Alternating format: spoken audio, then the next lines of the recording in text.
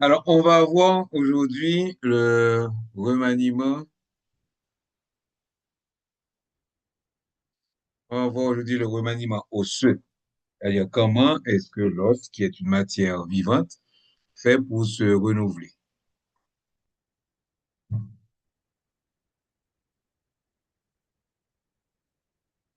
OK, donc j'admets les derniers. Donc, comme d'habitude, dans le livre, on vous donne des objectifs d'apprentissage. OK, donc c'est comparer la situation des ostéoblastes, des ostéocytes, des ostéoclastes dans les os et leurs fonctions dans le remaniement osseux. Nous songez, nous devons tout bas ça. Donc, si vous n'avez pas étudié ou au moins relu ce que j'avais donné, ça va être compliqué. Deuxième objectif, OK, bon, maintenant j'ai atteint 99, donc les autres ne pourront pas suivre. OK? Et deuxième objectif, c'est d'expliquer de quelle façon s'effectue la régulation du remaniement osseux par les hormones et les forces mécaniques.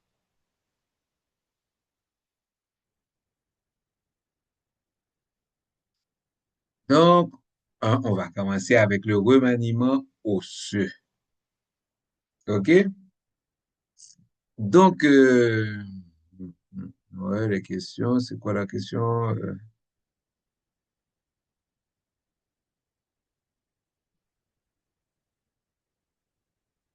Bon, il y a quelqu'un qui m'envoie une question, mais franchement, je ne comprends pas le message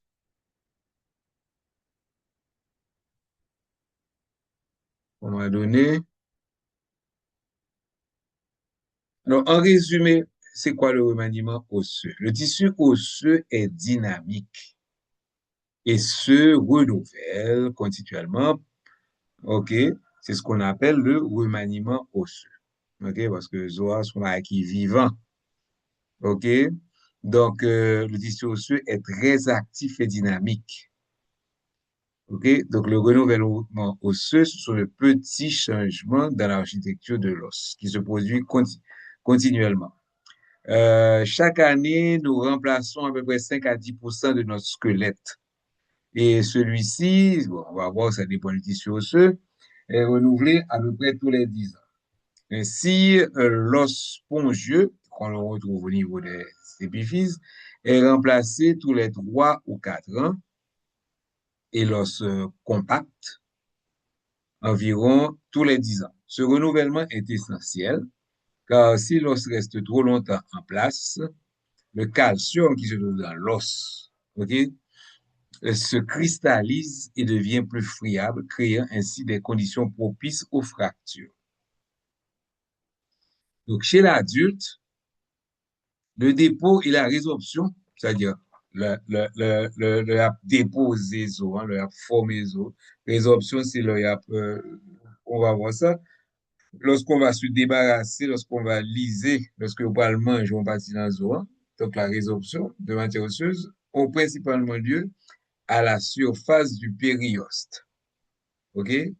À eux deux, ces processus de dépôt et de résorption constituent le remaniement osseux. Le remaniement osseux, c'est formiso et détruiso. Celui-ci est coordonné par des paquets d'ostéoblastes et d'ostéoclastes. Donc, ostéoblastes à formiso, ostéoclastes à bronchiso. OK? Et une beaucoup de longtemps. Donc, ce sont des paquets d'ostéoblastes et d'ostéoclastes adjacents qui répondent aux signaux des hormones et des ostéocytes sensibles à la tension et aux stimuli mécaniques. OK? Donc, remaniement osseux pour le fait suivant hormones que nous allons répéter quand est-ce qu'on va former ces hormones et au niveau aussi des ostéocytes parce qu'on songeait que les ostéocytes ils sont reliés entre eux ils étaient semblés en araignée mais il dit que ostéocytes étaient reliés entre eux par des canalicules. OK? Et dans lequel circulait le liquide extracellulaire. Et c'est par l'intermédiaire de ça que Yoka voit signaux pour dire, ah, get trop là, faut le retirer, ou bien pas gain assez, faut le former. OK?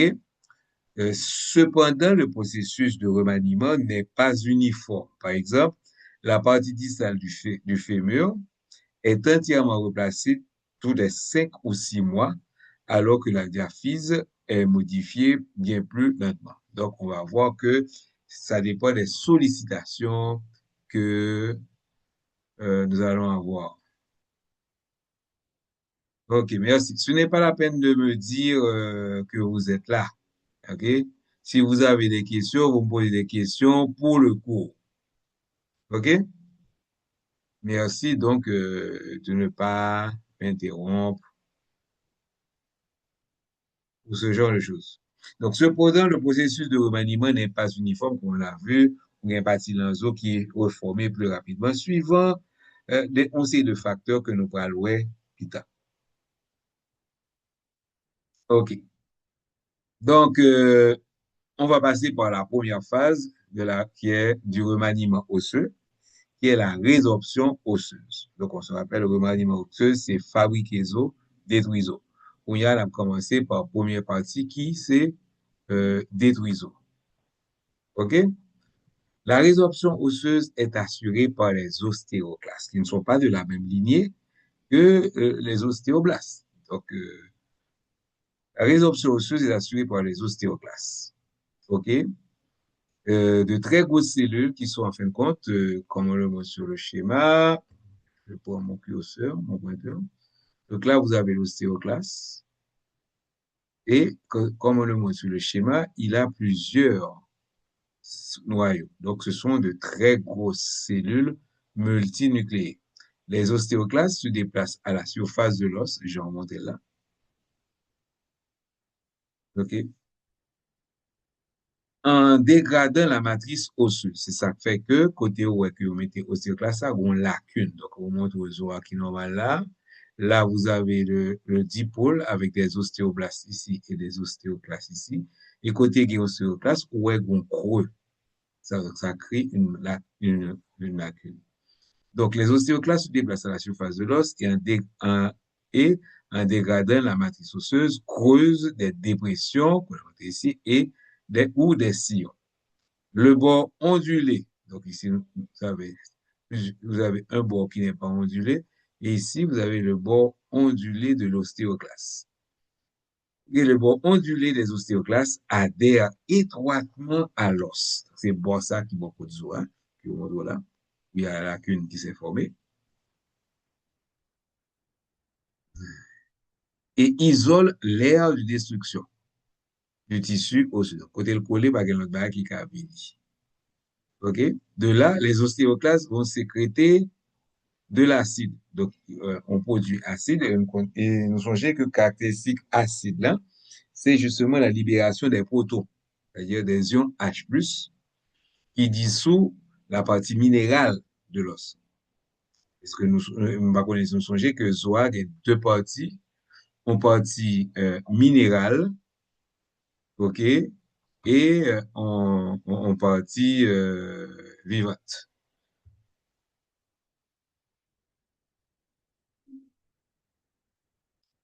OK? Donc, la partie minérale est dissoute par la sécrétion acide. Tandis que des enzymes lysosomiales, donc que vous avez en dedans, une petite particule qui est les lysosomes. Donc, les enzymes lysosomiales digèrent la matrice organique. Donc, là, il y a tout d'eau qui genre ostéoclastant pral ronger zoa. Il pral sécréter des acides pour le cas dissoudre, OK, euh, les minéraux, OK? Donc, et il peut sécréter des enzymes pour digérer sa qui matrice organique là, sa qui vivant donc. Les produits de la digestion de la matrice et les minéraux dissous sont alors absorbés par endocytose. Donc, c'est peut-être ça que, ouais, que, et ostéoclastin, il y a une partie ondulée, ce qui va permettre, OK, ce qu'on appelle l'endocytose. Donc, ici, c'est exocytose. Ce sont les vésicules qui vont sécréter au niveau contact de l'os les deux matières acides et lysosomiales pour dissoudre respectivement la partie minérale et la partie organique. Donc, c'est petit bail ça. Et qu'on y a une fois que soit dissoudre, OK, il va absorber ce petit bail qui dissout là, par endocytose. OK?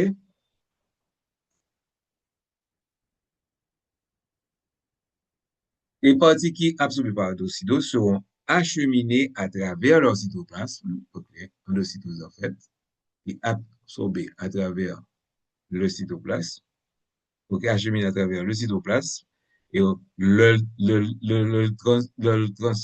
transporter, il va la transcytose, et libérer ici de l'autre côté de la cellule dans le liquide interstitiel.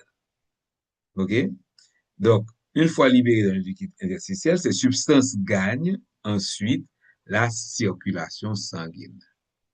OK? Ça va montrer donc, ça va dans la circulation sanguine, ça c'est le vaisseau sanguin. Et en particulier, les capillaires. Les ostéoclastes peuvent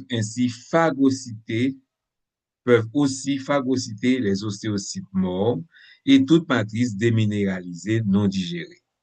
Lors de la résorption osseuse, lorsque la résorption osseuse est terminée dans une partie donnée de l'os, les ostéoclastes subissent une apoptose, donc c'est la mort cellulaire.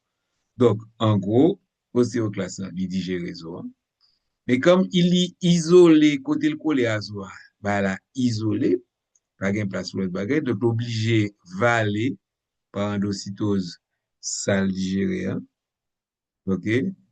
Et puis, livrer dans l'autre pôle, dans le liquide interstitiel, et ces particules-là, digérées, seront réabsorbées par le capillaire sanguin.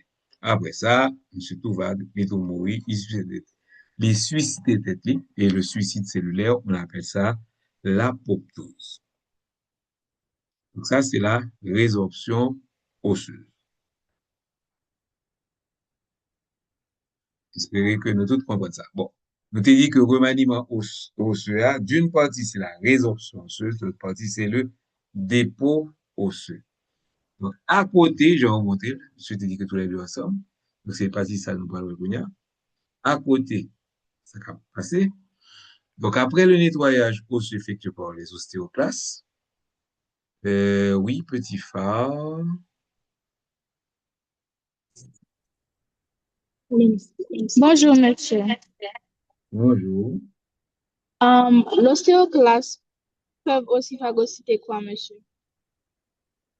Euh, il phagocyte la substance osseuse. Mais on sait que dans les os, il y a aussi des ostéocytes. Donc, il va digérer ostéocytes morts. Ça va? Oui, oui, ça va, merci. Mais, et je le redis encore, je ne fais que lire ce qui est dans le livre, hein. OK, bon. On continue. Dépôt osseux maintenant. Donc, après le nettoyage effectué par les ostéoclastes, les ostéoblastes déposent, donc ça, ce sont en bleu, ce sont les ostéoblastes, OK, ils vont déposer la nouvelle matrice osseuse. OK? Mais il y a ouais, qui j'aime va déposer matrice osseuse ça. Parce qu'on se rappelle que la matrice osseuse, c'est deux parties. Une partie minérale et une partie organique. OK? Donc, après le nettoyage effectué par les ostéoblastes déposent de la nouvelle matrice osseuse. Ce processus commence par la présence d'une bande de matrice osseuse non minéralisée, OK? Semblable à de la gaze et mesurant 10 à 12 micromètres de large. Et substance ça, on va l'appeler l'iséré ostéoïde. Donc, ils vont les ostéoblastes vont sécréter une partie non organique que aurait les lyséré ostéoïde. Donc, entre le lyséré ostéoïde et l'os minéralisé, on remarque une bordure appelée front de calcification. Donc, ici, là où les os, et vous avez front de calcification ici. Merci de fermer votre micro.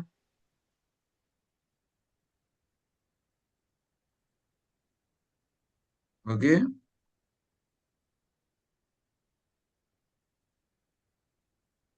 Donc, j'ai d'autres questions. Je vais voir.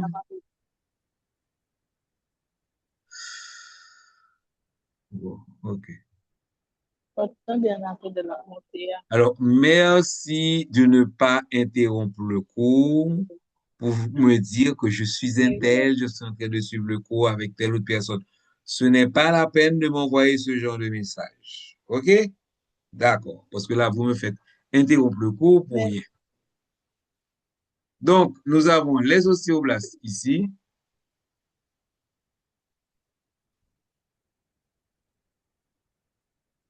mais por favor, Bon, il y a Nadine qui... quando eu aqui na palha, Oh, mon Dieu. qual que é o micro lá, não? OK, me fait un micro pour lui parce qu'il va qu'à faire un micro. D'accord, je continue.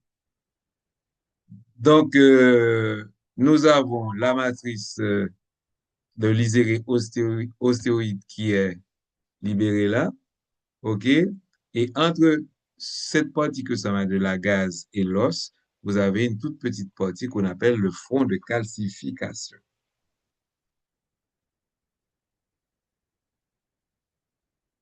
Comment le matériau ostéoïde se calcifie-t-il? OK, donc, qui va rentrer calcium dans la partie organique ça. Les protéines de ce matériau nouvellement déposées s'y aux ions calcium, OK, et augmentent la concentration locale de calcium.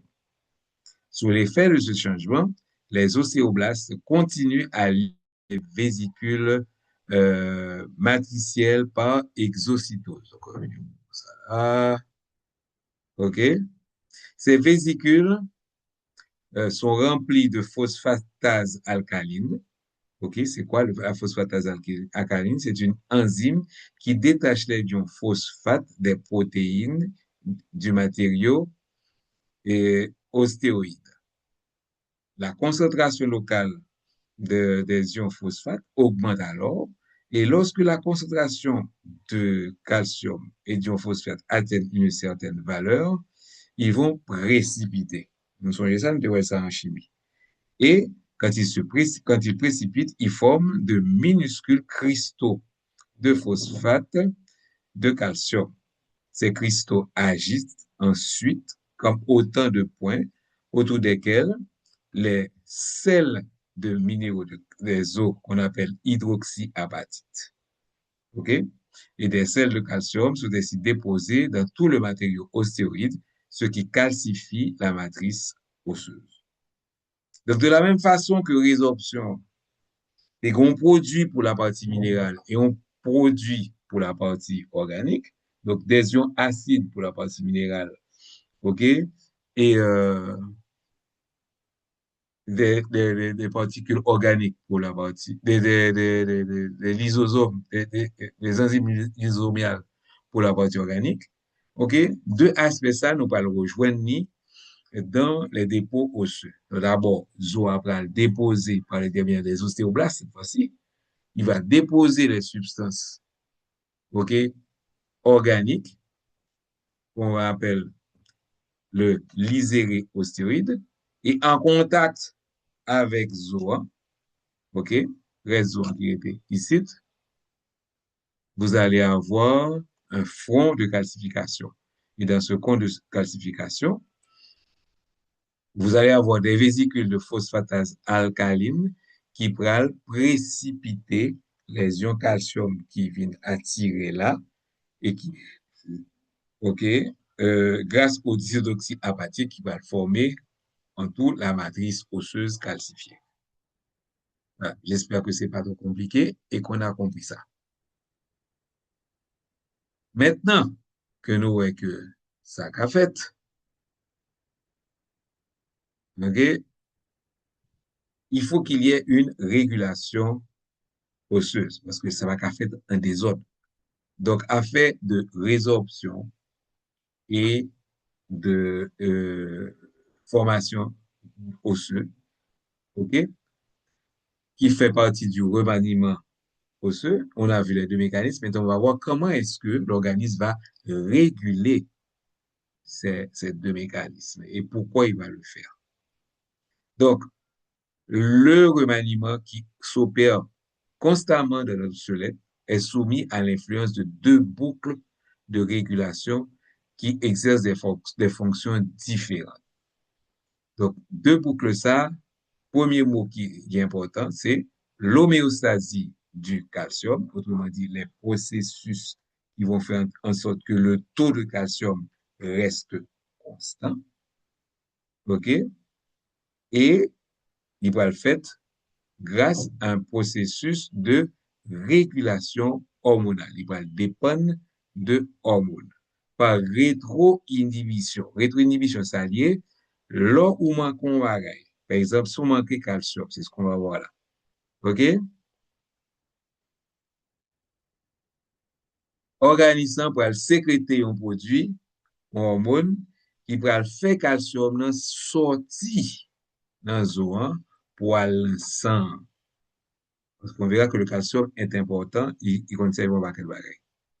Mais, une fois que il y a taux de calcium dans vin, ok, vin,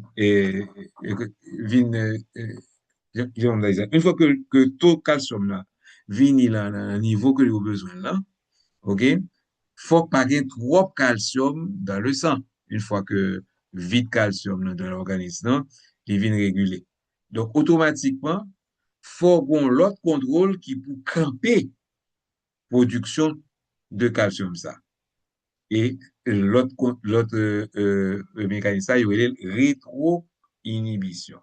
Ça veut dire c'est une inhibition après, lorsque vous venez atteindre taux de calcium sanguin que vous avez besoin.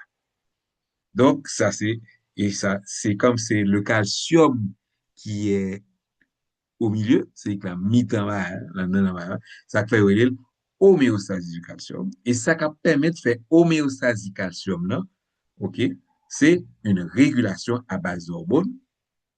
C'est ça, régulation hormonale et qui peut venir avec un processus de rétro-inhibition pour camper les processus-là, là, on n'a pas besoin encore. Ensuite, deuxième partie, hein, OK, il prend en rapport avec solidité des os. Donc, seconde partie a dépend des réactions aux forces mécaniques et gravitationnelles. OK? Donc, ça, c'est un bagage mécanique. Il y a un muscle qui pral redi, moun an pral kouri, il y a un effort que l'a fait, moun a vin pi gros. Donc, nous pral détailler tout ça. Tout ça, ce sont les forces mécaniques et gravitationnelles qui agissent sur le squelette. OK?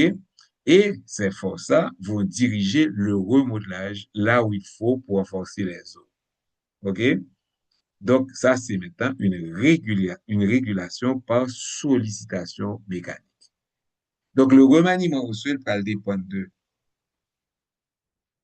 régulation hormonale, OK? Donc, qui peut augmenter ou diminuer, OK? Et par deuxième, ben là, c'est régulation par sollicitation mécanique. OK? La régulation hormonale va s'appuyer sur l'homéostasie du calcium, tandis que la régulation par sollicitation mécanique, il va renforcer ou diminuer solidité des os. OK? Donc, bref, petit résumé.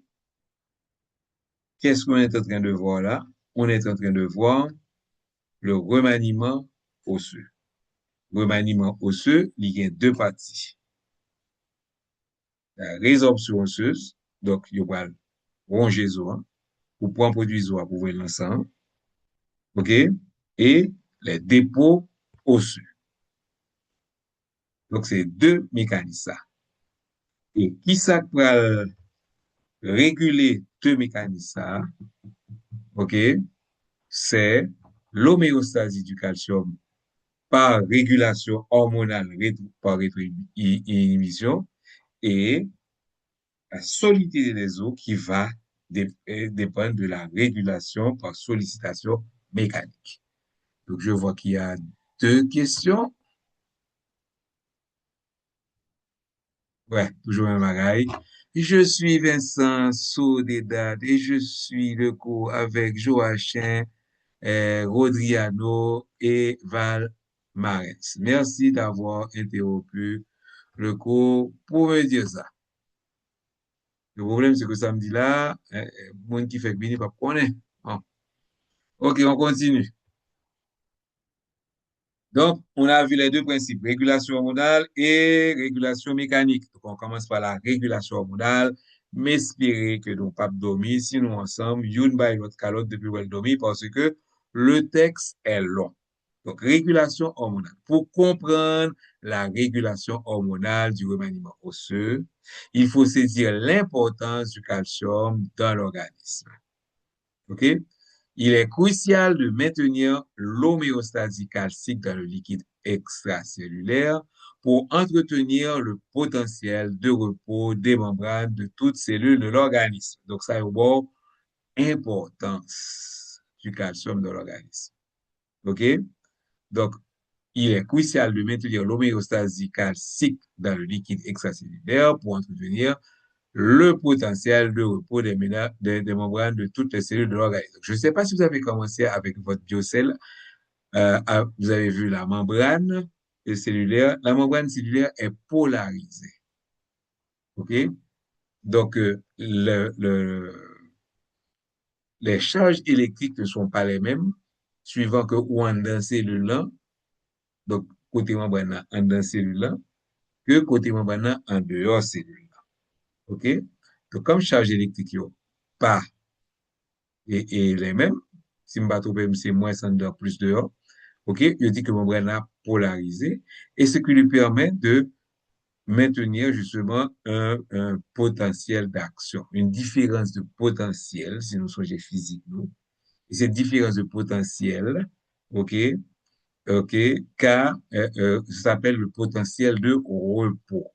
Parce que lorsque les cellules, le plus souvent, veulent communiquer entre elles, ça va se faire par des espèces de petites décharges électriques qu'on va appeler le potentiel d'action. Le potentiel d'action au niveau d'une cellule nerveuse s'appelle un flux nerveux. Bon, ça a son petit résumé. Et tout ça qu'a fait, donc la communication entre les cellules, ça se fait grâce au calcium. Et ça fait que l'organisme va l'obliger de temps en temps servir à calcium qu'il en a pour permettre communication faite bien au niveau, OK, des cellules.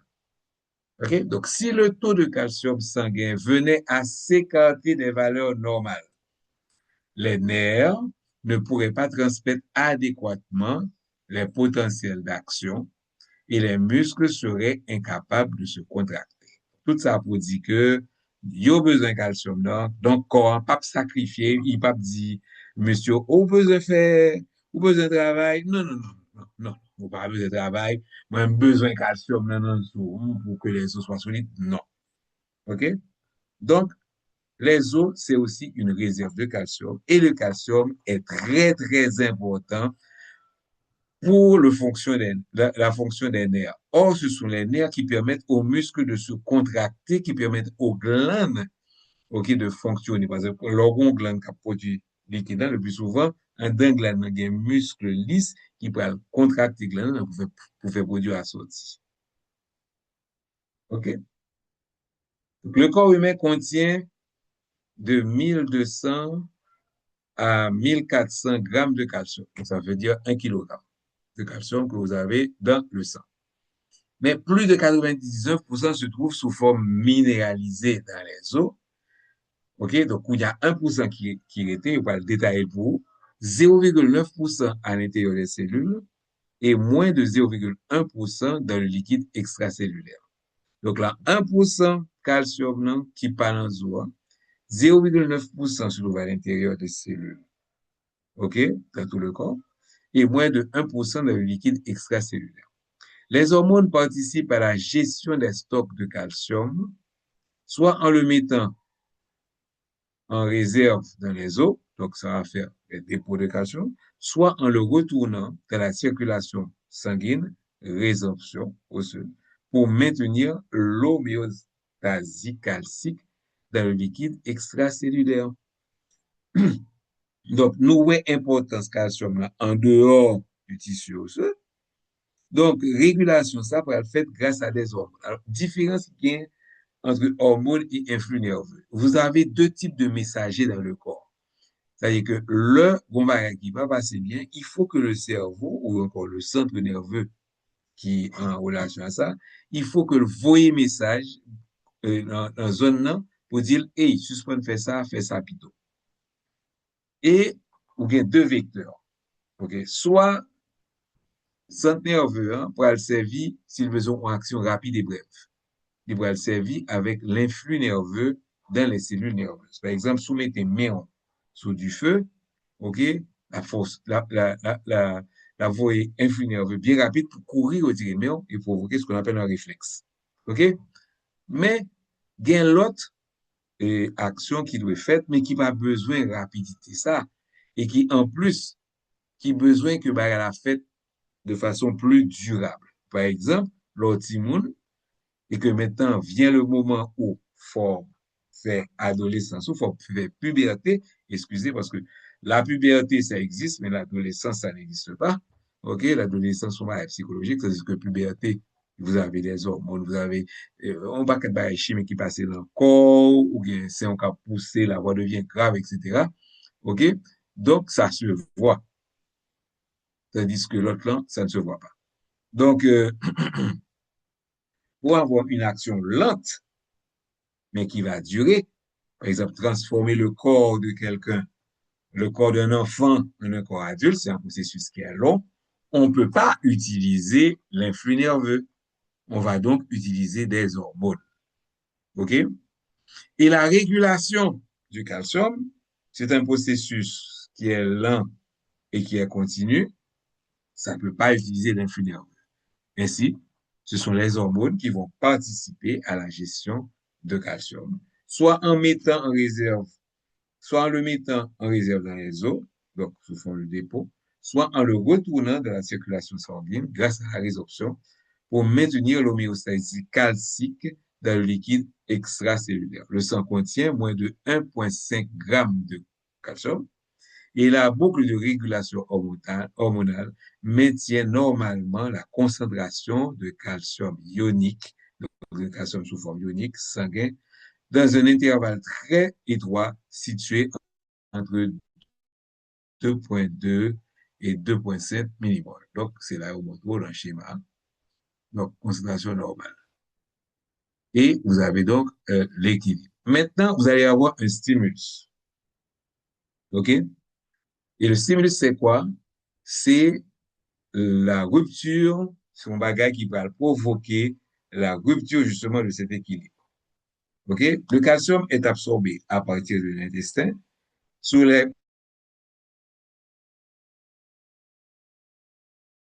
sous OK? Qu'on appelle triol. La régulation hormonale qu'on appelle la PTH, OK, sécrétée par les glandes parathyroïdes, à côté de la thyroïde. Parathyroïde, je le montre au là. OK? Donc, le stimulus arrive maintenant. Et quel stimulus? C'est la chute de la concentration sanguine du calcium et les glandes parathyroïdes vont réagir en sécrétant le PTH. Lorsque le taux sanguin du calcium est à la baisse, la PTH, c'est là, la PTH est libérée. L'augmentation de la concentration de PTH stimule la résorption osseuse, qui va détruire les os, ça va activer les ostéoclastes. Okay? Stimule la résorption osseuse avec pour conséquence la libération de calcium dans le sang. OK? La stimulation des ostéoclastes par la PTH est indirecte. OK? Diverses, pardon. La stimulation des ostéoclastes par la PTH est indirecte. OK? Ainsi, diverses cellules, par exemple les ostéoblastes, répondent à la sécrétion du PTH en produisant une autre protéine qu'on appelle le RANC L, qui, elle, stimule la formation de l'activité des ostéoclastes. OK? Donc, il y a plusieurs bagages qui vont réactiver les ostéoclastes. Ça fait donc que la stimulation des ostéoclastes par la PTH est indirecte. OK? Donc, la PTH, vous avez par exemple les ostéoblastes qui répondent à la sécrétion de la PTH en produisant une autre protéine, la RANC-L, qui, elle, stimule la formation de l'activité des ostéoclastes. Pour ça que, pas comprendre, le PTH n'agit pas directement sur les ostéoclastes, ok, comme on l'a montré ici sur le schéma. Le PTH va réagir indirectement, ok, il va passer par d'autres cellules, par exemple les ostéoblastes, qui, eux-mêmes, ils vont provoquer la sécrétion d'une protéine qui est RANC-L, donc PTH. Ça va pas mettre dans le schéma, c'est bien dommage. Donc, il va stimuler notre cellule qui va sécréter une protéine qui est le RANC-L, le RANC-L, qui lui-même va activer l'ostéoclaste. Quand la concentration de calcium augmente, le stimulus à l'origine de la libération du PTH prend fin. Donc, ça qui te dit, calcium l'a dit, en réactiver le glande parathyroïde pour sécréter PTH, ok, il va le camper. OK? Donc, quand la concentration de calcium sanguin augmente, le stimulus à l'origine de la libération du PTH prend fin. La diminution de la concentration de PTH va produire l'effet inverse et entraîner une baisse du taux de calcium dans le sang. Donc, du moment que par un PTH, il va stimuler les cellules qui pourraient sécréter RANC, qui pourraient lui-même activer l'ostéoclaste. Donc, la régulation hormonale tend à conserver, c'est ce que ça veut dire, et là, qu'il y a taux calcium là, suffisant dans le sang, ok, après moins PTH qui va le produire et à fait de résorption osseuse, il va le camper. Ok, c'est ce qu'on appelle le rétrocontrôle. La régulation hormonale tend à conserver l'équilibre homéostatique en maintenant la concentration du calcium sanguin pour préserver un squelette résistant ou en bon état. Donc, tu vois, ça très important, ça veut dire que si on a pour choisir entre faire marcher les nerfs, ok, faire marcher les muscles, ok, et faire en sorte que le squelette en lui-même était solide, il va plutôt faire cellules marcher avec calcium là, et même si l'obligé décalcifier squelette. Parce que c'est la vie qui est plus importante que si un Kenba elle a encore pas fonctionné, ou va mourir, et donc, corps n'a pas décidé qu'il doit mourir pour avoir un squelette en bonne santé. Donc, il est plutôt rendre le squelette fragile pour qu'elle continue à vivre que l'inverse. Donc, les ostéoclastes ne tiennent pas compte de l'âge de la matrice. Quand ils sont activés, ça a un problème. OK, c'est un coup de mot qui manifestation, il pas besoin qu'on ait pour que le dictateur, whatever, ça, il paraît tout pour un bâton fini. Donc, c'est comme ça que vous fait. Les ostéoclastes, en effet, si la concentration de calcium sanguin reste trop basse pendant une longue période, les os peuvent se déminéraliser au point de laisser paraître de grands espaces vides. OK? Donc, ça me dit donc, si il y a un calcium, il y a pas un os, et pas un problème pour l'organisme que l'os est fragile, que le gain moins de calcium et que le gain espace vide, c'est ce qu'on appelle l'ostéoporose qu'on verra après. Donc, on a cru un temps qu'une autre hormone, qu'on appelle la calcitonine, et nous n'entendons pas quelle publicité faite sur calcitonine. Okay? On a vu l'homéostasie du calcium sont négligeables. Par contre, lorsqu'on administre à des doses pharmacologiques, viennent également de la résorption et des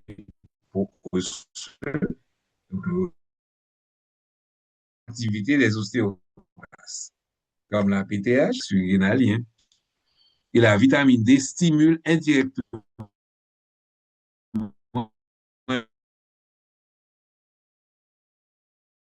l'activité des ostéoblastes. La synthèse de son agoniste, l'ostéoprotégérine, qui dit les sexuelles, elles soumettent la synthèse de l'ostéoprogénie. L'ostéoprotégérine. Ah, c'est comme on. OK? Donc ça, on vient de voir la régulation hormonale. OK? Donc le remaniement osseux, il va dépendre, on se rappelle, de la régulation hormonale qu'on vient de voir. Et la deuxième partie, OK, c'est la solidité des os par régulation en utilisant la régulation par sollicitation mécanique. Donc, on y a, nous finissons avec régulation hormonale, nous allons voir deuxième partie qui est la régulation par sollicitation mécanique. Espérez-nous là. OK.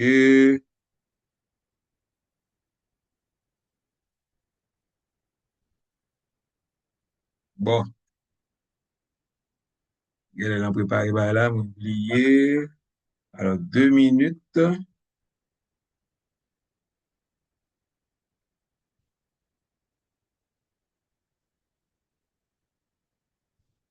OK.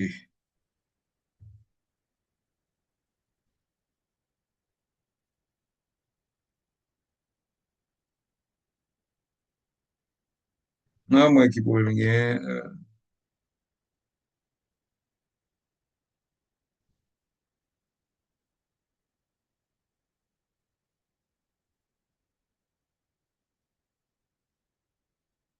OK. Donc, je me suis trompé pour la slide. OK, voici la bonne slide. La régulation par sollicitation mécanique. Est-ce que tout le monde voit ma slide? OK. Donc, deuxième partie, régulation par sollicitation mécanique. Le second mécanisme de régulation du remaniement osseux, soit la réaction des os aux sollicitations mécaniques, réaction des muscles et à la force gravitationnelle, vise les besoins du squelette lui-même, ok, puisqu'il renforce les os aux endroits où ils subissent de fortes contraintes. On sait maintenant que la force gravitationnelle influe sur la structure osseuse. Les astronautes qui vivent en apesanteur dans l'espace, ok, perdent 0,5% de leur masse osseuse par mois passé dans l'espace. C'est peut-être ça que vous avez une équipe exercice pour vous faire, pour ne pas tomber en ostéoporose. Maintenant, d'après la loi de Wolff, la croissance ou le remaniement des os, ok, se produisent en réaction aux sollicitations qu'ils subissent. Ça veut dire qu'il y a des forces qui agissent sous Zohan et qu'on y a Zohan pour l'obliger conformer à sollicitation ça. Donc Zohan pour réagir, c'est le meilleur terme, ok, à stress, à force qui pourrait voulait déformer. Ok, donc d'après la loi de l'offre, la croissance ou le remaniement des os se produit en réaction aux sollicitations qu'ils subissent. Il faut bien comprendre en premier lieu que l'anatomie d'un os reflète très précisément les contraintes qui lui sont appliquées. Par exemple, un os est sollicité chaque fois qu'il doit supporter un poids ou qu'un muscle exerce une traction sur lui. Donc, notez ouais, avec le relief osseux, ce que les muscles, les ligaments et les tendons font sur les os. Ça donne le relief. Donc, un os est sollicité chaque fois qu'il doit supporter un poids ou qu'un muscle exerce une traction sur lui. Et le plus souvent, le muscle va former un processus. Cette charge est habituellement décentrée et tend à tordre l'os.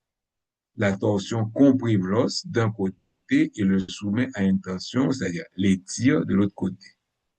En raison de cette sollicitation mécanique, Les os longs sont plus épais au milieu de la diaphyse, à l'endroit exact où les forces de torsion atteignent leur maximum. OK? Par contre, comme on le voit à la figure 6.15 là, les forces de compression. Donc ici, vous avez les forces de compression, le poids du corps qui forme une compression ici. Et cette compression entraîne une distension, un étirement de l'autre côté. Ouais, vous voyez le sens des flèches. OK? Par contre, donc, les forces de compression et d'étirement sont à leur minimum vers le centre de l'os, annulant chacun l'effet de l'autre. Si bien que l'os peut être évidé. Ça fait que zo accreux, parce qu'on n'a pas qu'une force qui la donne dans mi-temps. Ça a l'avantage de le rendre plus léger par la mise en place, OK, d'os spongieux plutôt que d'os compact. OK? Ça représente un désavantage. Ça veut dire, hein, avec toutes les contraintes que vous avez, avec capturer qui fait qu'on a un processus dans le mitochondrial, OK? Avec force de gravitationnelle qui forme compression d'un côté et étirement de l'autre côté, OK? Il y aurait que ou pas besoin plein. Donc au niveau de diaphyse, on pourrait gagner une cavité, à quoi cavité médulaire, et au niveau des épiphyses, cette cavité médulaire va être remplacée par de l'os spongieux. Ainsi, la loi de Wolff permet d'expliquer plusieurs autres observations. Latéralité manuelle, autrement dit, le fait d'être droitier ou gaucher entraîne un développement en épaisseur plus important du membre supérieur le plus fréquemment sollicité. Donc, et ça se voit par exemple pour les sports qui ne sont pas homogènes, comme le tennis. Le tennis, c'est un seul main qui a marché. OK, donc, bois qui servit, pour un qui servit pour raquette là, il vient plus musclé que l'autre. OK? C'est ce qu'on appelle la latéralité manuelle. OK? Autrement dit, le fait d'être droitier ou gaucher entraîne un développement en épaisseur plus important du membre supérieur le plus fréquemment sollicité. Il en est de même de la force exercée par l'os, surtout si l'on pratique une activité physique intense. Les os courbes augmentent leur grande épaisseur là où ils risquent le plus de se déformer. Les travées de l'os spongieux forment des treillis ou des entretoises le long des lignes de compression. OK?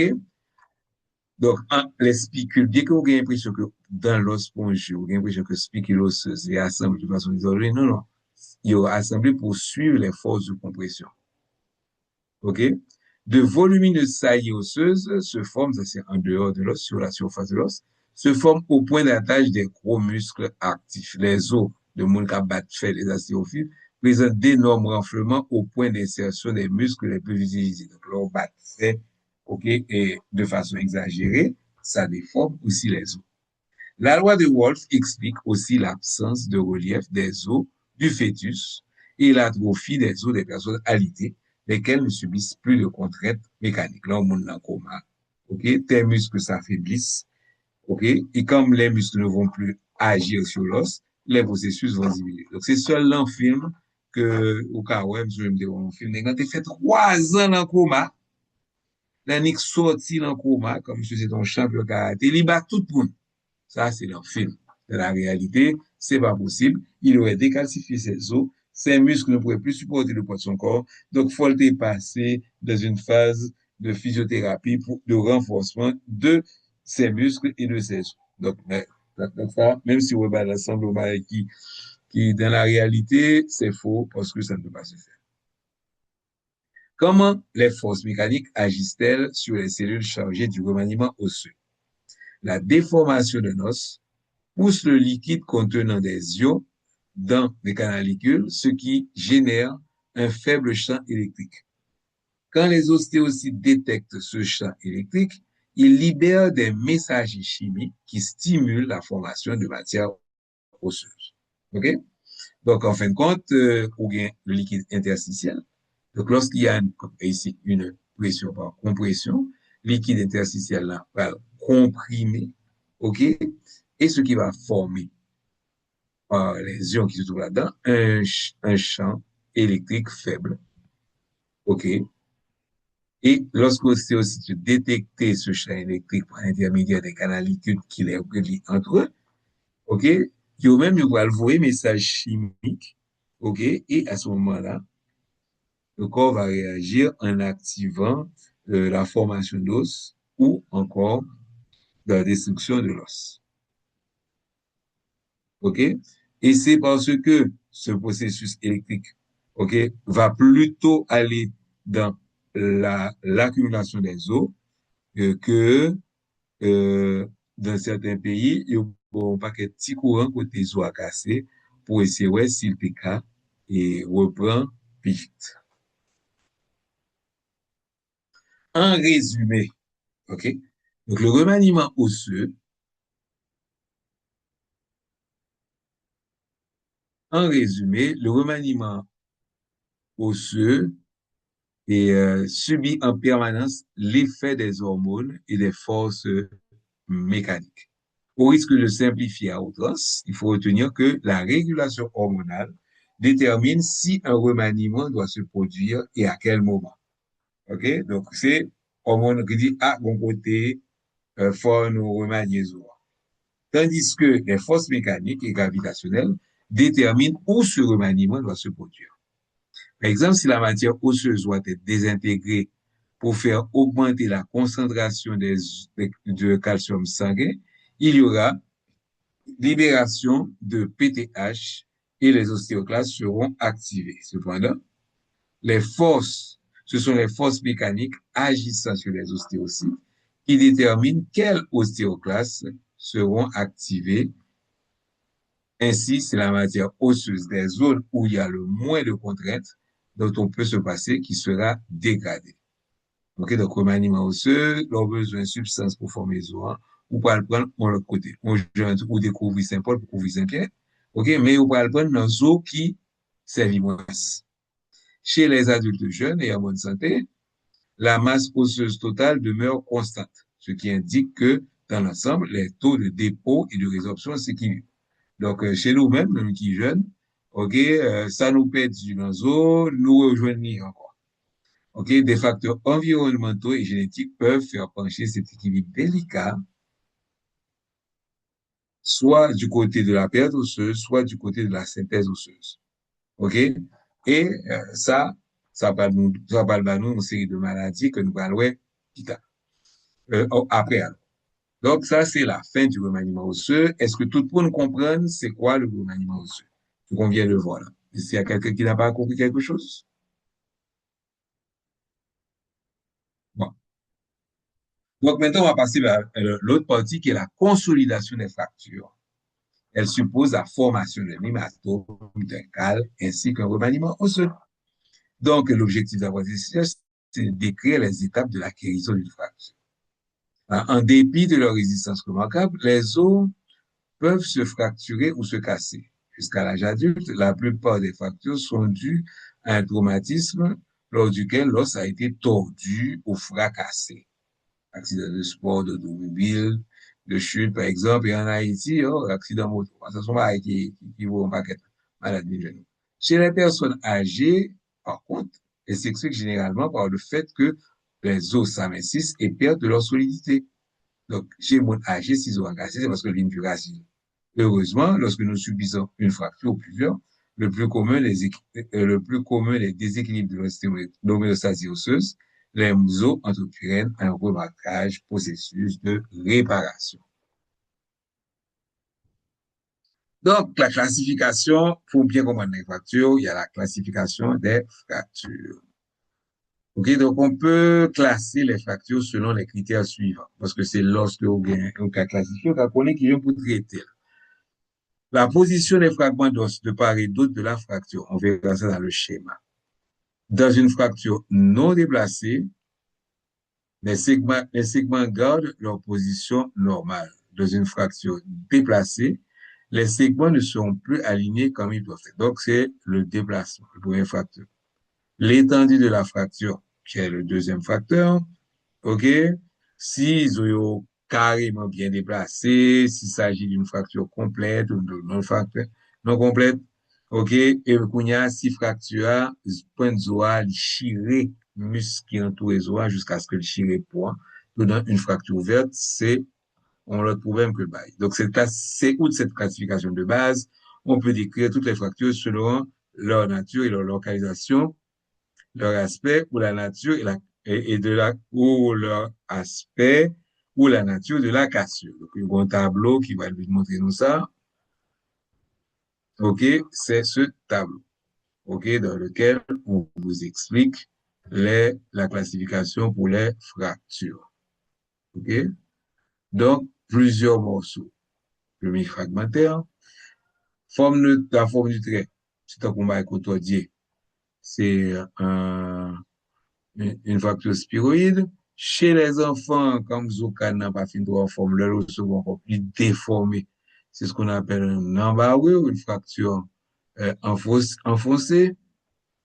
OK? Zoan a crasé ce qu'on appelle un tassement. OK? Au niveau de l'épiphyse côté cartilage de croissance, zoan a cassé, ça vous donne des fractures épiphysaires. OK? Ou bien, l'un zoa, yon ka rentre dans l'autre, ou une fracture incomplète, plutôt si ça arrive, des fractures en bois vert. Alors, qu'est-ce qui se passe lors d'une fracture? Un bagay, zoan cassé. OK? Donc, ça va passer de ça.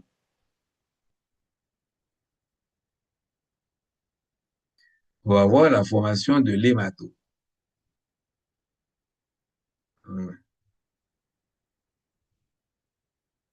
OK. Vous allez avoir la formation de l'hématome.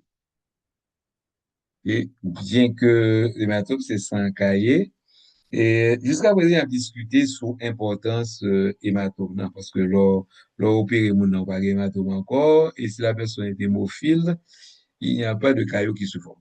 Donc, de toute façon, il y a la formation de l'hématome, mais il y a jusqu'à présent, on a discuté sur l'importance hématome, ça. OK? Ensuite, ou algon cal cartilage, fibrocartilage qui va venir. Donc, mon lui-même, là, OK, dans le premier stade, côté cassé, OK, les mots, c'est-à-dire côté cassé, déformation faite facilement, uniquement elle, et puis, ou cas, bah, zoa, une série de formes que le pas supposé gagner, c'est le pas de cassé. On y a, ou pas le fibrocartilage qui va venir. OK? Donc, on va gagner un tissu fibreux avec du cartilage qui va venir consolider.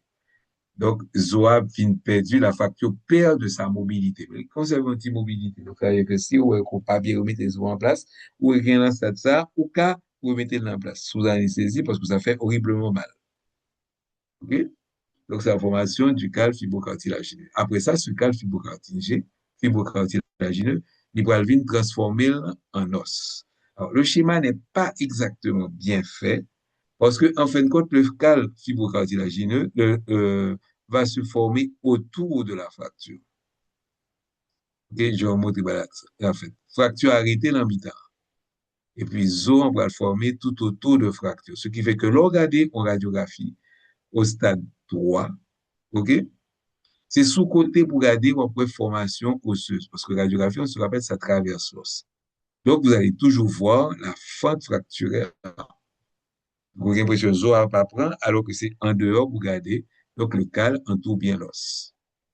Et après ça, le remaniement osseux va faire en sorte que l'os va tendre à ressembler à l'os original avant la fracture.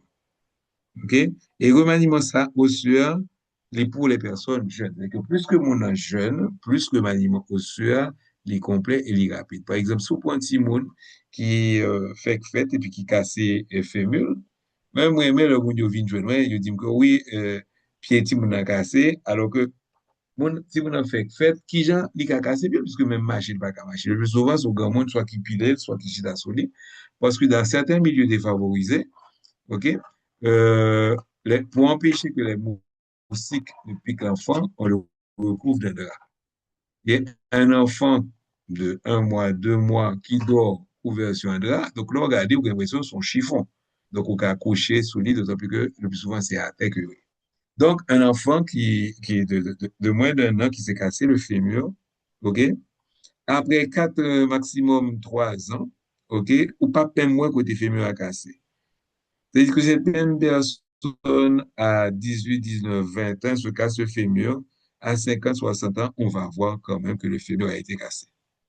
Parce que le remaniement, l'efficacité du remaniement osseux diminue avec l'âge. C'est ça qui fait que nous comprenons que Zogon Moun pas prend, non, Zogon Moun n'a prend, mais le printemps pour le boire.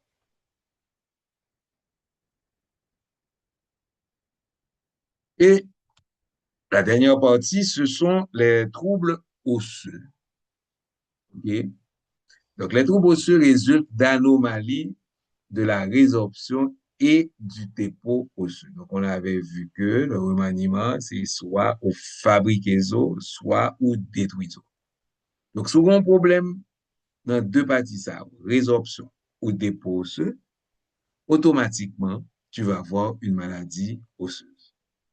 Donc, l'objectif d'apprentissage, c'est de montrer les différences entre les troubles du remaniement osseux visibles dans l'ostéoporose, l'ostéomalacie d'un côté, donc ostéoporose, ostéomalacie, on va voir que la répartition de ces maladies, ainsi que le rachitisme, donc l'ostéoporose, l'ostéomalacie et le rachitisme, donc vous mettez ostéoporose, vous mettez ostéomalacie et rachitisme ensemble, ainsi que la maladie osseuse de Paget. Ostéomalacie et rachitisme. Donc, ostéomalacie vient de ostéo-os et malachiase qui veut dire mollet. Ça englobe un certain nombre de perturbations qui se traduisent par une piètre minéralisation des os. Il y a production du matériau ostéoïde, ok, mais les sels de calcium ne se déposent pas. Les os ne durcissent pas réellement. Ils restent mous et fragiles, ce qui entraîne des déformations osseuses et entraîne les risques de fracture. La maladie se manifeste principalement par l'apparition de douleurs à la palpation lorsqu'une pression est exercée sur les os. Donc, le rachitisme est l'équivalent chez les enfants de l'ostéomalacie. Comme les os ne sont encore en croissance rapide, la maladie est bien plus grave quand les os se déforment, quand ils vont grandir, par suite d'une calcification insuffisante. Les jambes sont souvent arquées, comme on le voit sur le schéma, OK? C'est souvent arqué, tandis que le bassin, le crâne et la cage thoracique sont déformés. Les cartilages épiphysaires qui ne peuvent se calcifier continuent de croître et les extrémités des os longs grossissent nettement et deviennent anormalement longues. Okay? L'ostéomalacie et le rachitisme sont causés en général par un manque de calcium dans le régime, par un manque de calcium dans le régime alimentaire ou une déficience en vitamine D, OK, qui entraîne des problèmes d'absorption intestinale du côlon. Quoique plus rarement, ces maladies résulteraient aussi d'un hyperfonctionnement des parathyroïdes responsables d'une perte excessive de phosphate dans l'urine. OK? Pour guérir de ces deux affections, il suffit habituellement d'augmenter l'apport en vitamine D et de s'exposer quelques minutes aux rayons de soleil. Car les rayons ultraviolets que l'on retrouve dans le soleil favorisent la formation de la vitamine D par l'organisme. Mais il ne faut pas rester trop longtemps au soleil parce que ces mêmes rayons-là peuvent provoquer le cancer de la peau, bon, chez la peau claire. OK? Même si le rachitisme a été presque éradiqué dans les pays industrialisés, celui-ci réapparaît de façon isolée.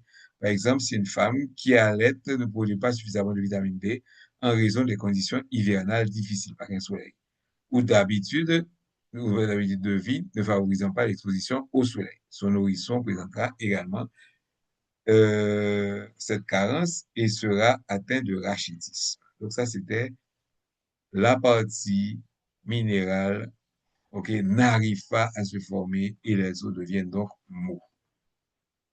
OK?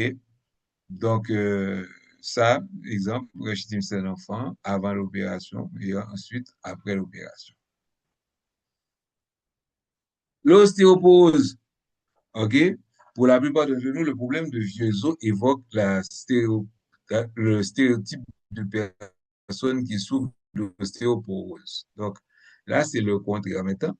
C'est les ostéoclastes qui vont agir, mais la partie des ostéoblastes ne va pas bien se faire, donc la personne ne va pas pouvoir produire de l'os. OK? Une vieille femme, exemple, vous savez voir une vieille femme voûtée, avançant péniblement avec un déambulateur. Donc, le terme ostéoporose désigne un groupe de maladies dans lesquelles la résorption de la matière osseuse se fait plus rapidement que le dépôt. La composition de la matrice reste normale, mais la masse osseuse décline parce que les os deviennent plus poreux et plus légers. Ils peuvent devenir si fragiles qu'un simple éternuement ou bien le fait de descendre du trottoir pour traverser la rue peuvent occasionner une fracture. Bon, ça c'est un petit peu exagéré. Ils deviennent fragiles, c'est-à-dire que on saut que mon emploi qui pas de casser sol, il casse sol. OK? La personne tombe sur le sol, elle se casse. C'est pas son tombe qui vaut. De sa hauteur, la personne tombe et elle se casse la hanche. L'ostéoporose touche le plus souvent les femmes post-ménopausées. À l'échelle mondiale, une femme de plus de 50 ans une femme de 50 ans sur 3 subira une fracture due à l'ostéoporose. Bien que le processus de l'ostéoporose touche l'ensemble du squelette, certaines fractures sont plus fréquentes. Par exemple, les vertèbres ou encore les fractures du col, fractures de la hanche. OK?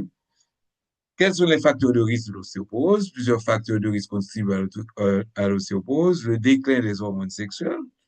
Tant qu'elles sont produites en quantité suffisante, les hormones sexuelles androgènes chez les hommes et œstrogènes chez les femmes limitent l'activité des ostéoclastes et favorisent le dépôt de nouvelles matières osseuses.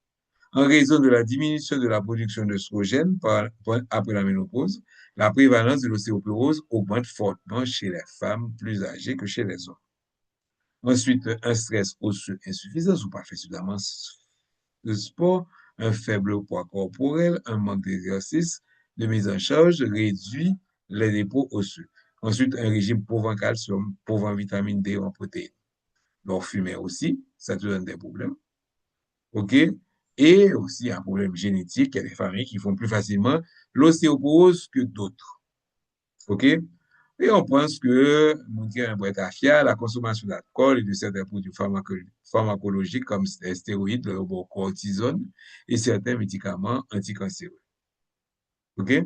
Donc, il est possible de retarder l'ostéoporose en tentant de réduire les conséquences par des facteurs que nous venons d'éliminer. Par exemple, suspendre fumer, suspendre boire, OK, prendre des suppléments en calcium et faire la pratique régulière d'exercice, de mise en charge, etc. OK? Bon, il y a des médicaments, OK, notamment les biphosphonates et l'inhibiteur des rangs, qu'on se rappelle les rangs, c'est le produit qui va activer les ostéoclastes. OK?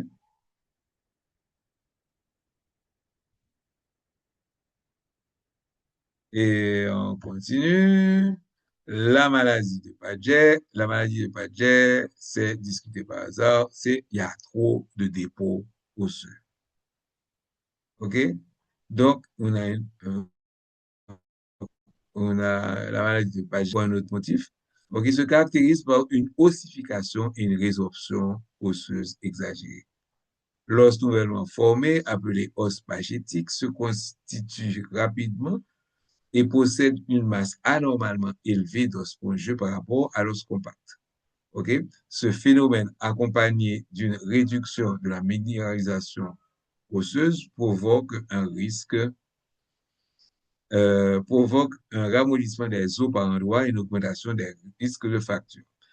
Dans les stades avancés, l'activité des ostéoclastes diminue, mais les ostéoclastes poursuivent leur travail. OK? Faisant souvent apparaître sur l'os des renflements irréguliers ou remplissant des cavités médullaires. OK? C'est ce qui arrive pour l'os spaghettis. Donc, cette maladie peut toucher n'importe quelle partie du squelette, mais elle reste souvent localisée. Un seul et même os peut être touché pendant plusieurs années.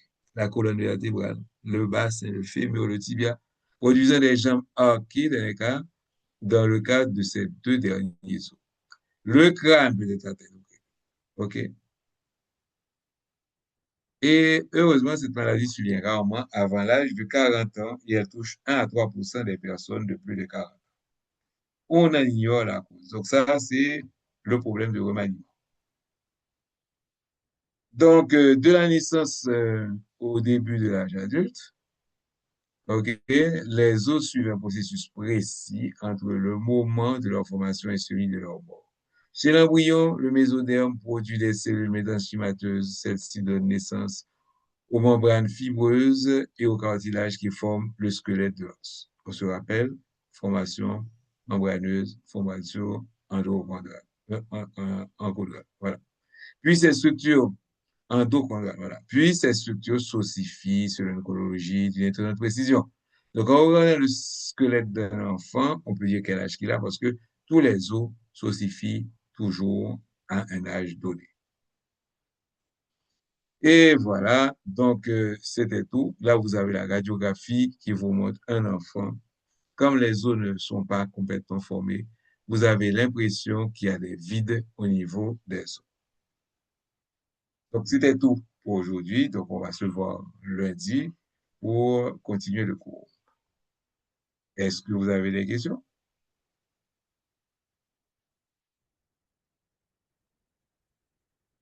OK. Donc, au revoir à tous et à la semaine prochaine.